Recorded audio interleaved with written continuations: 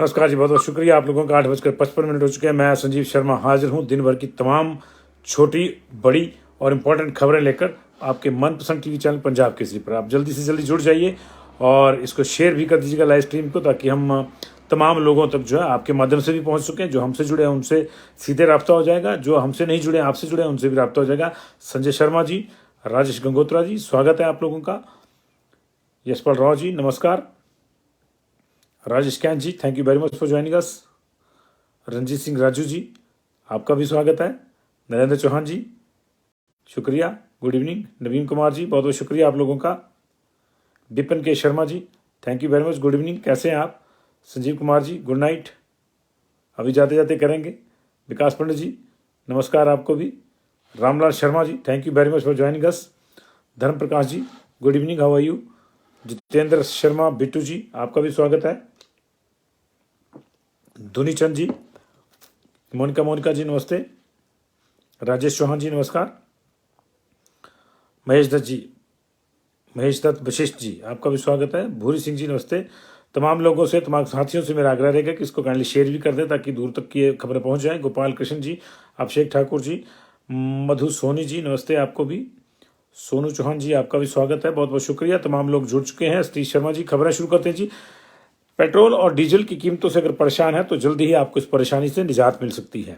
केंद्र सरकार ने पेट्रोलियम कंपनियों को तेल के दाम घटाने के निर्देश दिए गए हैं। क्या पूरा मामला है, इसकी आपको जानकारी देंगे। इसके अलावा अगले 2 दिन हिमाचल और जेएंडके के 12 जिलों के लिए सेंसिटिव घोषित किए गए हैं, क्योंकि यहाँ पे बर्फीला तूफान आ सकता है। कहाँ कहाँ ये अंदेशा है, क्या ताकीद उसके लिए करी गई है और क्या एहतियात बरतने को कहा गया, तमाम जानकारी देंगे। उधर सरकार ने विकास खंडों, तहसीलों, उप तहसीलों की सीमाएं एक बार फिर से खोल दी है। क्या इसकी वजह है, ये भी आपको बताएंगे। और कर्मचारी चयन आयोग में अभी जांच पूरी नहीं हुई है, लेकिन एक नया गुल खिल गया है। ये गुल क्या है, इसको भी आपसे शेयर करेंगे। उधर लंबे इंतजार के बाद आखिरकार सभी सीपीएस को विभागों से संबद्ध कर दिया गया। हम ये तो नहीं कह सकते कि उनको पोर्टफोलियो मिल गया है, उनको विभाग मिल गया, लेकिन उनको विभागों से अटैच कर दिया, क्योंकि उसमें एक जो बेसिक प्रॉब्लम है वो आप जानते हैं कि क्या है, कि वो सजेशन दे सकते हैं, सिर्फ बाकी चीजें नहीं कर सकते। लेकिन फिर भी सबको विभागों से अटैच कर दिया गया है और अब सब अपने अपने काम पे जुट जाएंगे। दिल्ली जाने से पहले मुख्यमंत्री सुखविंदर सिंह सुक्खू ने इसका इंतजाम कर दिया। सुबह हमने आपको बताया था 4 आईएएस, 4 आईपीएस और 4 अच्छे अफसरों के तबादले हुए। लेकिन इस वक्त की जो बड़ी खबर है वो चंबा से आ रही है। चंबा में विजिलेंस की टीम ने छापा मारकर सरकारी चावल की 100 बोरियां पकड़ी हैं और एक ट्रक को भी कब्जे में लिया गया है। आरोपी चालक पठानकोट से एफसीआई के गोदाम से चंबा लाए जा रहे 100 बोरी चावल को रास्ते में ही उसने बेच दिया था और उसके बाद वह कागजों पर सिविल सप्लाई से 100 बोरी चावल जो है वो उसको एडजस्ट करवाने की फिराक में था। और ऐसे में जो गुप्त सूचना मिली विजिलेंस को कि ये ट्रक नंबर जिसका है 73A0311, इसमें जो है कहीं 100 बोरी चावल इधर खुर्द किया जा रहा है, तो छापा मारा गया और उसको पकड़ लिया गया है। और जब ट्रक चालक से पूछताछ की गई तो उसने बताया कि वह पंजाब से 100 बोरी लेकर चला था और रास्ते में ही उसने चावल बेच दिया और वह खाली ट्रक लेकर चंबा के सिविल सप्लाई गोदाम पहुंचा है और उसने सरकारी राशन का कागज दिखाकर 100 बोरी चावल लोड करने को कहा है। तो मतलब समझ लीजिए रास्ते में बेच दिया और सिस्टम इतना है या तर्क कह लीजिए मिला जुला है कि वो कागजों पे चढ़ भी जाती और फिर हो जाता कि आगे थी और अब नहीं मिली। तो ये इनको जो है पकड़ लिया गया है जनाब को और अब इनके ऊपर जो है कार्रवाई होगी। ट्रक मालिक के कहने पर उन्होंने आरोप लगाया है ड्राइवर ने कि ट्रक मालिक ने उसको कहा था, लेकिन फिलहाल चालक के खिलाफ आईपीसी की धारा 406 और 420 के तहत मुकदमा दर्ज कर लिया है। ये इस वक्त की बड़ी खबर जो थी वो चंबा से आ रही है। अब बात बारी बारी सुन खबरों की करेंगे जो हमने हेडिंग में आपको बताई थी। तेल कंपनियों से सरकार ने कहा है कि वो तेल के दाम जो कम करें।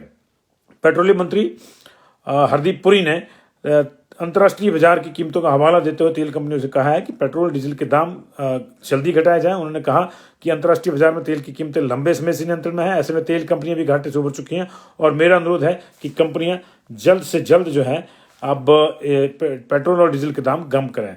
पुरी ने कुछ राज्यों में बैट नहीं घटाए जाने पर भी निशाना साधा। उन्होंने कहा कि अंतर्राष्ट्रीय बाजार में कीमतें बढ़ने के बावजूद सरकार ने नवंबर 2021 दिवाली से ठीक 2 दिन पहले और मई 2022 में एक्साइज ड्यूटी कम की थी, लेकिन कुछ राज्य सरकारों ने इसके बावजूद बैट कम नहीं किया, जिससे लोगों को प्रॉब्लम हुई।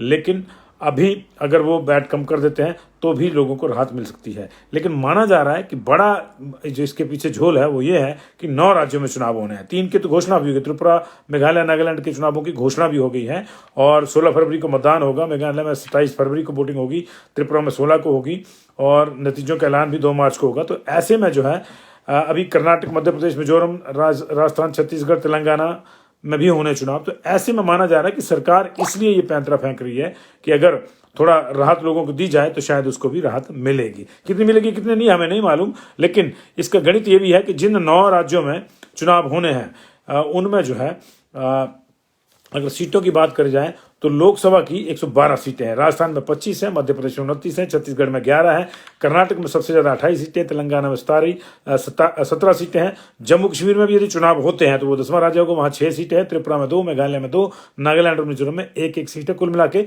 112 सीटें जो है यहाँ इन्वॉल्व है लोकसभा की। तो इसको सेमीफाइनल भी माना जा रहा है और सरकार नहीं चाहती कि सेमीफाइनल में कोई गलती करे, क्योंकि आप जानते हैं कि सेमीफाइनल में अगर गलती हो जाती है तो आदमी फाइनल खेलने से वंचित हो जाता है। अगली खबर कुल्लू के लेंगे। कुल्लू में बन रही 100 मेगावाट की सैंज हाइड्रो प्रोजेक्ट के 238 परिवारों में से जो प्रभावित होने थे 231 को विस्थापित परिवारों का दर्जा दे दिया गया है और अब इनको जो राहत पुनर्वास योजना है वो तमाम मिलनी शुरू हो जाएगी।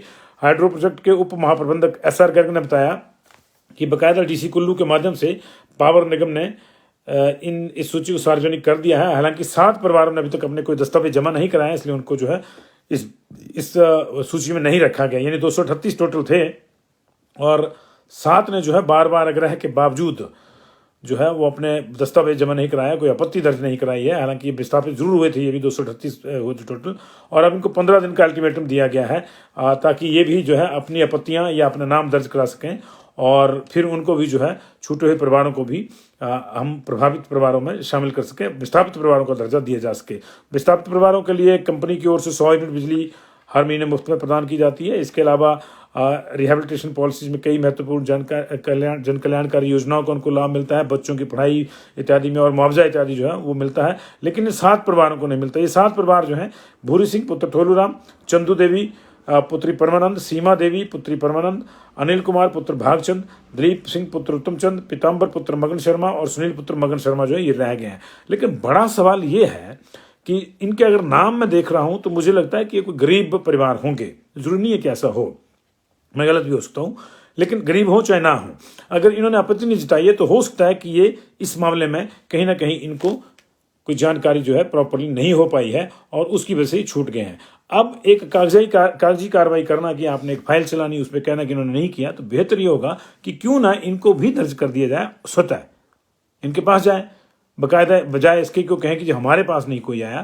तो इन 7 परिवार जो गरीब है ये विस्थापित हुए हैं, ये भी कंपनी भी मान रही है, तो फिर इनको क्यों लाभ नहीं दिया जाए, ये एक बड़ा सवाल है। खबर अगली भी कुल्लू से ही लेंगे। कुल्लू में आज देवभूमि एक बार फिर से शर्मसार हुई है और एक कलयुगी माँ बाप ने अपनी नवजात बच्ची को इस दुनिया में आकर आंखें खोलने से पहले ही मौत के घाट उतार दिया। और ये हनुमानी बाग का मामला है और यहाँ पे जो एक डंपिंग साइट में जो है ये नवजात बच्ची को एक पॉलिथीन के बैग में डालकर फेंक गए थे और उसके बाद जब राह चलते लोगों ने ये देखा कि वहाँ कुछ जानवर जो हैं इसको नोच रहे हैं, जिस लिफाफे में बच्ची का शव था, तो फिर ये मामला जो पुलिस के ध्यान में आया। अब पुलिस जो है ने अज्ञात लोगों के खिलाफ केस दर्ज करके छानबीन शुरू कर दी है, लेकिन ये निश्चित तौर से देवभूमि को शर्मसार करने वाली एक घटना है।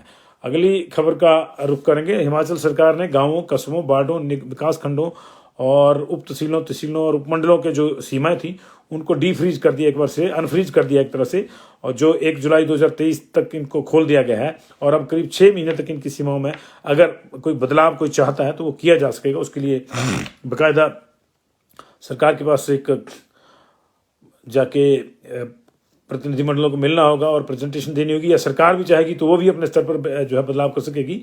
और GAD के सचिव भरत खेड़ा ने इसकी सूचना जो जारी कर दी है। ये इसलिए किया गया है क्योंकि पहले जयराम सरकार ने बड़ी संख्या में गांवों, वार्डों, ब्लॉकों, तहसीलों और उपमंडलों की सीमाएं संशोधित की थी, क्योंकि कई जगह पे जो है नई सब तहसीलें या उपमंडल बनाए गए थे, तो उसकी वजह से ये हो गया था। और जब कांग्रेस सत्ता में आई तो उसने डीनोटिफाई कर दिया बहुतों को, और जब डीनोटिफाई कर दिया तो अब फिर इनकी जो सीमाएं थी इनको रीओपन करना जरूरी हो गया था, ताकि इनमें दोबारा से अगर कोई बदलाव करना तो किया जाए। तो अब जो है ये 1 जनवरी 2023 को जो पहले था उस पहले वाले के मुताबिक इसको बंद होना था, लेकिन अब इसको जो है रीओपन कर दिया गया और अब इनकी सीमाओं में अगर कोई बदलाव करना चाहता है तो हो सकता है। और 1 जुलाई 2023 को ये फिर से सील हो जाएंगी और फिर अगली जनगणना तक जो है ये ऐसे ही रहेंगी। और अगली खबर का रुख करेंगे। बहुचर्चित पेपर लीक मामले में सस्पेंड चल रहे कर्मचारी चयन आयोग हमीरपुर में एक नया गुल खिला है। यहाँ जो है 2 लोगों की ट्रांसफर कर दी गई। सस्पेंशन चली हुई है पूरे बोर्ड की कामकाज जो है आयोग का कामकाज सस्पेंड है, लेकिन 2 लोगों को शिमला ट्रांसफर कर दिया गया है। और माना जा रहा है कि ये एक बड़े ऊपर लेवल का कोई बंदा है जो सचिवालय में ऑलरेडी तैनात है और उसकी वजह से ये जो है उसने अपने रिश्तेदारों को जो है 2 लोग हैं उसमें से एक उसके रिश्तेदार भी बताई जा रही है, इसमें जूनियर स्केल स्टेनोग्राफर लेवल के लोग हैं, इनको जो है वहाँ बीच जांच के ही शिमला सचिवालय में जो ट्रांसफर कर दिया गया। वैसा क्यों किया गया, क्यों नहीं, क्या वजह इसकी है, ये तो देखना होगा। लेकिन जांच एजेंसी ने इस पर आपत्ति जताई है और उसके बाद जाके जो एसडी साहब हैं उन्होंने अब सरकार को चिट्ठी लिख के पूछा है कि इनका क्या करना है, क्योंकि मैं इनको फिलहाल रिलीव नहीं कर सकता और आप बताएं कि इसका क्या करना है। लेकिन अपने आप में बड़ी दिलचस्प बात है कि कई लोग यहाँ जो है 8 लोग हैं फिलहाल यहाँ जो जिसमें कुछ कर्मचारी भी हैं, पेपर लीक मामले में मुकदमा झेल रहे हैं। अभी उनके खिलाफ जांच चल रही है, एसआईटी बैठी हुई है विजिलेंस की, बाकायदा वो टीम लगी हुई है। लेकिन इसके बावजूद इस तरह से जो है चीज़ें जो है सामने आ रही हैं कि इनको सेटल करने की ही मैं बात कहूँगा एक तरह से की जा रही है। तो ये अपने आप में परेशानी वाला मामला है और ये दिलचस्प मामला भी है, मुख्यमंत्री को इस पर ध्यान देना होगा। अब बात मौसम की करते हैं। मौसम विभाग ने कश्मीर और हिमाचल प्रदेश के 12 जिलों में अगले 24 से 48 घंटे, हिमाचल में 48 है, श्रीनगर में 24 घंटे कहा गया है, बर्फीले तूफान का अलर्ट जारी किया है। जम्मू कश्मीर की आपदा प्रबंधन अथॉरिटी ने कहा है कि राज्य के डोडा, किश्तवाड़, पुंछ, रामबन, बांदीपोरा और कुपवाड़ा जिलों में मध्यम खतरे के स्तर का हिमस्खलन और बारामूला और गांदरबल में कम स्तर के खतरे का जो है कम खतरे के स्तर का हिमस्खलन हो सकता है। और ऐसे में लोगों को जो है सावधानी बरतने और इन क्षेत्रों में ना जाने की सलाह दी गई है। उधर हिमाचल प्रदेश के 4 जिलों में भी इस तरह का अलर्ट दिया गया, जिसमें किन्नौर, लाहौल, चंबा का पांगी वाला एरिया और कुल्लू जिले के कुछ स्थान हैं। कुल्लू जिले में शासन ने ये एडवाइजरी जारी करी है, अलर्ट जारी किया है और कहा गया है कि नेहरू कुंड, ये मनाली के साथ लगता है, और साथ ही उसके साथ लगते हैं कुलंग, पलचान, कोठी, ऊपर रोहतांग, सोलंग नाला, धुंधी, ब्यास कुंड और साउथ पोर्टल, ये सारे जो अटल टनल के साथ वाले एरिया, बीच वाले एरिया हैं, यहाँ पे एवलांच आ सकता है और हिमखंड गिर सकते हैं। ऐसे में लोगों की आवाजाही अगर कम रहे इसमें तो ज़्यादा बेहतर रहेगा और एहतियात बरती जाए तो ज़्यादा ठीक रहेगा। और इसके लिए जो जिला प्रशासन को अलर्ट किया गया है। इसके अलावा जलोड़ी जोत पर भी जो है बर्फीला तूफान आने और हिमखंड गिरने का संभावना जताएगी। इसके अलावा लाहौल स्पीति की अगर बात करें तो अटल टनल के उस पार सिस्सू, खोखसर, तांदी, दारचा, सरचू, उदयपुर, कीर्तिंग और उसके अलावा ये जो दूसरा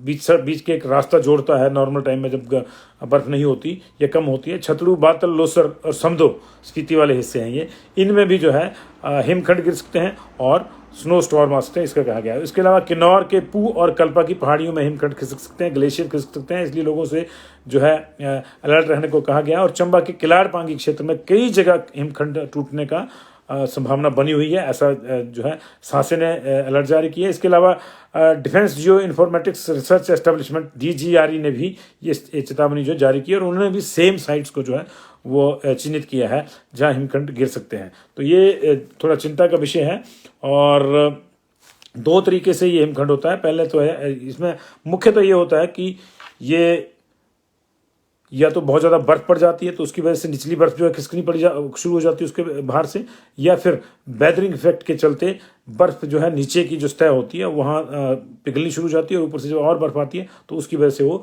जो है स्लाइड हो जाती है और उससे ये दिक्कतें आती हैं। अगली खबर का रुख करेंगे। अंततः CPS को उनके विभागों के साथ जो है अटैच कर दिया गया है। ये जो लंबे समय से इंतजार कर थे संजय अवस्थी और सुंदर सिंह को तो पहले अटैच कर दिया गया था डिपार्टमेंट्स के साथ, मुख्यमंत्री ने अपने साथ भी अटैच किया था, उप मुख्यमंत्री के साथ भी अटैच किया था, लेकिन उसके बाद बाकी लोग जो थे अभी रुके हुए थे। तो CPS आशीष बुटेल को मुख्यमंत्री ने अपने साथ शहरी विकास विभाग की जिम्मेदारी दी है। वहीं शिक्षा विभाग में भी वह शिक्षा मंत्री के साथ उच्च शिक्षा व एलिमेंट्री एजुकेशन में दायित्व देखेंगे। उधर किशोरी लाल को कृषि मंत्री के साथ पशुपालन विभाग में अटैच किया गया है और ग्रामीण विकास एवं पंचायती विभाग में वो जो है वो ग्रामीण विकास मंत्री के साथ अटैच होंगे। इन दोनों विभागों के मंत्रियों के साथ उनको लगाया गया है। इसके अलावा CPS राम कुमार जो मुख्यमंत्री के साथ नगर नियोजन विभाग और उद्योग मंत्री के साथ उद्योग विभाग के लिए अटैच किए गए हैं। ये एक बड़ी नियुक्ति है उनकी, क्योंकि राम कुमार जो है वो BBN से संबंध रखते हैं, जो हमारा सबसे बड़ा औद्योगिक क्षेत्र है। तो उस लिहाज से जो है उनको ये इंपॉर्टेंट नियुक्ति दी गई है। और 3 CPS जो है सीधे मुख्यमंत्री के साथ अब अटैच होंगे, एक को जो है उप मुख्यमंत्री के साथ भी अटैच किया है। तो अंततोगत्वा इन लोगों को जो है अभी विभागों के साथ संबद्ध कर दिया गया है। लेकिन अभी जो है एक फिर से हम बताना चाहेंगे कि इसका मतलब ये नहीं है कि इनको पोर्टफोलियो दिए गए हैं। बेसिकली जो CPS है उनके पास बहुत ज़्यादा पावर्स नहीं होती, वो फाइल को देख सकते हैं, उस पर एक आग्रह कर सकते हैं, सजेशन दे सकते हैं, लेकिन वो सजेशन मानना है या नहीं मानना है ये मंत्री पे डिपेंड करता है और तभी फाइनल होता है। इनके कहने से जो है कोई ऑर्डर उस पर पास नहीं हो सकता, कोई इस तरह का नोट जो है फाइल पे नहीं लगता। लेकिन फिर भी एक पद दिया गया है और CPS को बेसिकली हम MOS इन मेकिंग के रूप में देखते थे किसी जमाने में। अब बीच में ये संस्था फिर थोड़ी कमजोर पड़ गई, अब दोबारा लौटी है। ये तो हिमाचल प्रदेश में जो है 12 प्रशासनिक अधिकारियों के ट्रांसफर किए गए थे कल देर रात। हमने सुबह भी आपको बताया, इसमें 4 IPS, 4 HS, हम माफ कीजिए 4 IS और 8 HS हैं। इसमें मूलतः जो बड़े मामले हैं वो ये है कि 2 जिलों के SP जो है बदल दिए गए हैं, शिमला के SP बदल दिए गए हैं और इसके अलावा अब संजीव गांधी को शिमला का SP लगाया गया है। वो कमांडेंट है जुनगा की 1st बटालियन में। शिमला की SP मोनिका को वहां भेजा गया है। और इसके अलावा जो है अब DIG बनकर प्रमोट हो गए हैं कुल्लू के SP, तो साक्षी वर्मा को वहां भेजा गया, वो पोस्टिंग की इंतजार में थी। और गुरदेव चंद को अब DIG TTR लगाया गया है शिमला में। तो ये IPS का मामला था। और इसी तरह से C पालरासु, अम्ब, डलहौजी, सगड़ा और ठियोग के SDM समेत जो 8 HS बदले गए हैं। और IS की अगर बात करें तो C पालरासु, हरवंश ब्रास्कन, C पालरासु को कुछ अतिरिक्त कार्यभार दिया गया है। उनको एडिशनल चार्ज जो है सेक्रेटरी कोऑपरेशन का दिया गया उनको।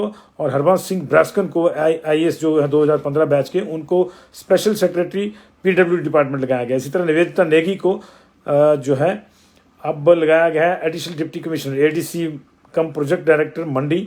और उनकी जगह महेंद्र पाल गुर्जर को जो है वो अब ऊना का जो है ADC और डायरेक्टर कम प्रोजेक्ट आपकी जगह कमिश्नर कम डायरेक्टर प्रोजेक्ट जो है DRDA में लगाया गया है। तो ये तबादले हुए हैं और मुख्यमंत्री कल प्रधानमंत्री से मिलेंगे। माना जा रहा है कि वो एक मुश्त पैकेज की मांग कर सकते हैं प्रधानमंत्री से। अभी पहली मुलाकात है, पिछली बार 18 तारीख को होनी थी दिसंबर को, लेकिन 19 तारीख को होनी थी, 18 को पॉजिटिव आ गए थे तो मिल नहीं पाए थे। और राष्ट्रपति महोदय से भी उन्होंने टाइम मांगा है मिलने का। दिल्ली की कुछ और डेवलपमेंट्स पर भी ध्यान रहेगा, लेकिन इतना जरूर है कि इस बार की जो दिल्ली का उनका दौरा है वो मंत्रिमंडल के विस्तार को लेकर नहीं है। हालांकि वो मल्लिकार्जुन खड़गे जो कांग्रेस अध्यक्ष हैं और कांग्रेस के प्रभारी जो राजीव शुक्ल उनसे मिलेंगे, लेकिन मंत्रिमंडल के विस्तार को लेकर कुछ चर्चा होगी नहीं होगी। मुख्यमंत्री वहां से सीधे 24 तारीख को हमीरपुर आएंगे। मुख्यमंत्री के बनने के बाद उनका पहला हमीरपुर का दौरा है। हालांकि वो अपनी कंस्टिट्यूंसी में जाएंगे नहीं जाएंगे अभी तय नहीं है। जो टूर प्रोग्राम आया उसके मुताबिक वो रात को 24 को शाम को हमीरपुर पहुंचेंगे, रात को वहीं रुकेंगे। अगले दिन वो जो 25 जनवरी का समारोह है उसका जो है हमीरपुर में उसमें हिस्सा लेंगे और शाम को जो है वो शिमला लौट जाएंगे। बहुत बहुत शुक्रिया, थैंक यू वेरी मच आपका इस जुड़ाव के लिए। काइंडली इसको शेयर कर दीजिएगा ताकि बाकी लोगों तक भी पहुंच जाए।